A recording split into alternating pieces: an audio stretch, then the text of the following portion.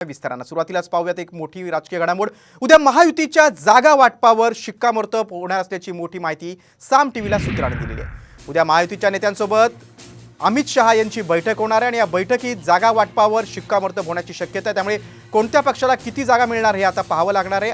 केंद्रीय गृहमंत्री अमित शहांचा महाराष्ट्र दौरा आहे, आज त्यांनी ठिकठिकाणी सभा घेतल्या। उद्या मात्र महायुतीच्या जागा वाटपावर अमित शहांच्या उपस्थितीत शिक्कामोर्तब होईल अशी माहिती आहे।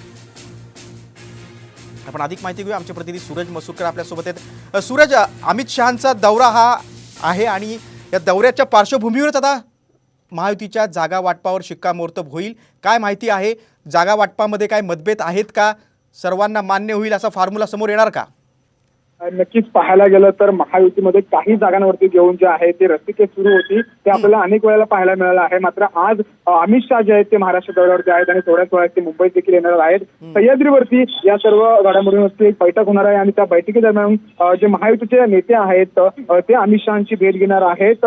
मुख्यमंत्री देवेंद्र फडणवीस, एकनाथ शिंदे आणि अजित पवार यांच्या या चौघांमध्ये ही बैठक पार पडणार आहे आणि त्या बैठकीमध्ये हा जो तिढा आहे तो कुठेतरी सोडवला जाणार आहे। तसेच उद्या महायुतीच्या नेत्यांसोबत अमित शहांची देखील बैठक होणार आहे आणि त्या बैठकीमध्ये नेमकं जशी रस्सीखेच आपल्याला पाहायला मिळाली होती त्यावरती कुठेतरी अमित शहा हे कुठेतरी आता तो तिढा सोडवण्यासाठी प्रयत्न करणार आहेत। आता पाहणं महत्त्वाचं ठरणार आहे की जी रस्सीखेच आपण जी पाहिली होती अनेक जागांवरून महायुतीमध्ये ती उद्या सुटेल का आणि उमेदवारांची घोषणा होईल का हे पाहणं आता महत्त्वाचं आहे। सूरज, आणि भाजप मोठा भाऊ आहे महायुतीमध्ये, त्याला किती जागा मिळतात आणि शिंदे गट आणि अजित पवार गटाला किती मिळतात जागा, सर्वांनाच उत्सुकता आहे। तुम्ही सविस्तर माहिती दिली त्याबद्दल धन्यवाद।